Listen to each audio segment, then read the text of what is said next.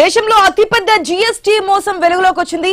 1700 కోట్ల నకిలీ input tax credit syndicate ను విశాఖపట్నం డీజీజీ అధికారులు బట్టబయలు చేశారు. ఈ కేసులో ప్రధాన సూత్రధారి ఆదిరెడ్డి అలియాస్ అంజిరెడ్డిని ఈ నెల 14న అరెస్ట్ చేశారు.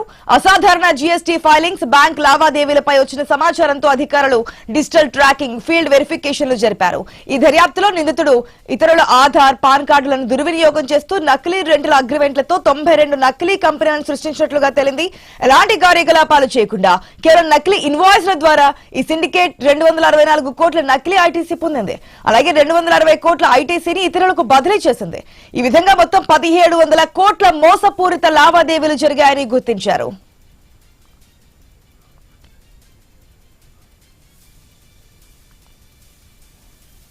ఇక ఈ కేసులో మార్చి 25న సిద్ధగోని ప్రభాకర్, రమావత్ నాగరాజు నాయక్ అనే ఇద్దరు కీలక నిందితులను అధికారులు అరెస్ట్ చేశారు. అప్పటి నుంచి పరారీలో ఉన్న ప్రధాన నిందితుడు ఆదిరెడ్డిపై నిఘాపై పట్టుకున్నారు.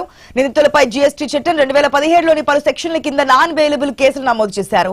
ఈ భారీ కుంభకోణంపై ప్రస్తుతం దర్యాప్తు అయితే జరుగుతుంది. అప్డేట్స్ తెలుసుకుందాం మా ప్రతినిధి రాజు ద్వారా.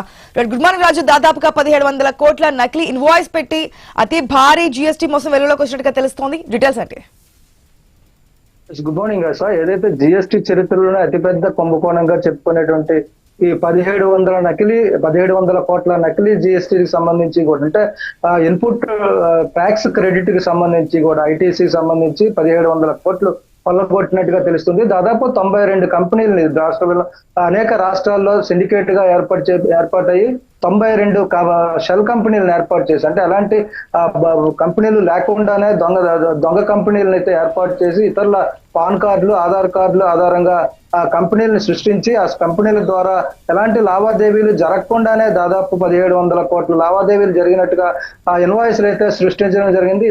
నకిలీ ఇన్వాయిస్ల సృష్టిలో ప్రధాన సూత్రధారి అయితే దాంట్ల ఆదిరెడ్డి అలియాస్ అంజిరెడ్డి అయితే ఇప్పటివరకు పరారీలో ఉన్నట్టు తెలుస్తుంది. ఆ పరారీలో ఉన్నటువంటి ఆదిరెడ్డిని అయితే గత 2 రోజుల క్రితమే అదుపులోకి తీసుకున్నట్టుగా తెలుస్తుంది. అయితే విశాఖపట్నం డివిజన్ కి సంబంధించి కూడా డైరెక్టర్ జనరల్ డీజీజీఐ అధికారులు అయితే ఈ కుంభకోణాన్ని వెలుగు తీయడం జరిగింది. ఏదైతే జిఎస్టీలో ఇన్వాయిస్లు చెకింగ్ చేస్తున్నప్పుడు అనుమానం వచ్చి దర్యాప్తు చేపట్టిన నేపథ్యంలో ఈ భారీ కుంభకోణం అయితే వెలుగులోనికి వచ్చింది. ఇప్పటికే దీనికి సంబంధించి కూడా ఇద్దరు నిందితులు అయితే అదుపులోకి తీసుకున్నారు. ఒకరు ప్రభాకర్, మరొక రామావత్ నాయక్ అని చెప్పి ఇద్దరిని కూడా గతంలోనే మార్చి 25వ తారీఖునే అదుపులోకి తీసుకోవడం జరిగింది. ఇప్పుడు ప్రధాన సూత్రధారి అయినటువంటి ఆదిరెడ్డి అలియాస్ అంజిరెడ్డిని కూడా అదుపులోకి తీసుకొని కేసు అయితే దర్యాప్తు చేస్తున్నారు.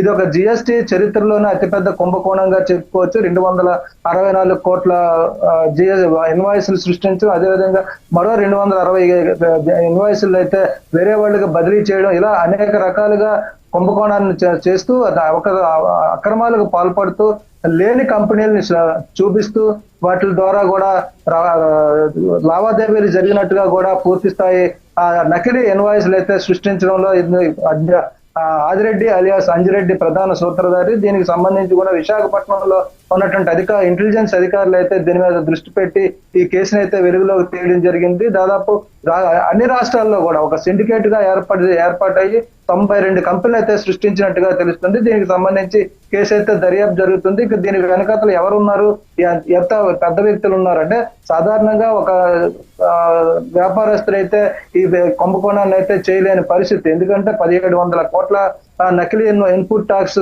సృష్టించడం అనేది అయితే చిన్న విషయం కాదు. కాబట్టి దేశవ్యాప్తంగా ఉన్నటువంటి అనేక రాష్ట్రాల్లో దీనికి సంబంధించినటువంటి సిండికేట్లు ఉన్నాయి. వాళ్ళందరినీ కూడా అదుపులోకి తీసుకోవాల్సిన పరిస్థితి ఉంది. ఇంకా పూర్తి స్థాయిలో దర్యాప్తు చేయాల్సిన పరిస్థితి ఉంది.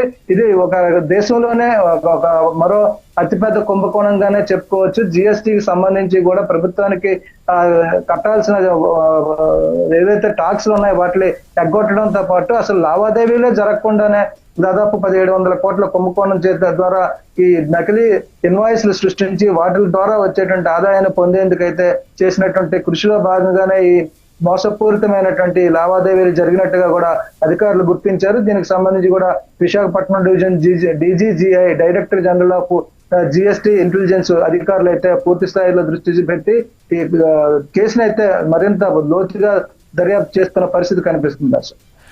Thanks for the update.